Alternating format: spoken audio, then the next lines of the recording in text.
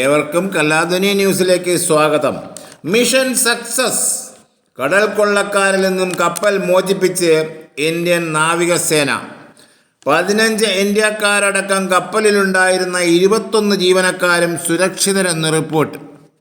അറബിക്കടലിൽ സോമാലിയൻ തീരത്തോട് ചേർന്ന് കടൽ കൊള്ളക്കാർ റാഞ്ചിയ ലൈബീരിയൻ ചരക്ക് കപ്പലാണ് ഇന്ത്യൻ നേവിയുടെ INS ചെന്നൈ എന്ന പടക്കപ്പലിൻ്റെ നേതൃത്വത്തിൽ മോചിപ്പിക്കപ്പെട്ടത്.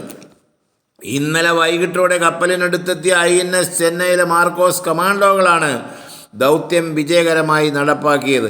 കൂടുതൽ വിവരങ്ങൾ അറിയാനിരിക്കുന്നേയുള്ളൂ. സംഭവ സ്ഥലത്തേക്കുള്ള ഇന്ത്യൻ നാവികസേനയുടെ കുതിപ്പും കപ്പൽ വീണ്ടെടുക്കലും ഇന്ന് ലോകത്ത് ചർച്ചയായിക്കൊണ്ടിരിക്കെ ഇന്ത്യൻ നാവികസേനയ്ക്ക് അഭിനന്ദനങ്ങളോടെ കലാധുനി ന്യൂസ്.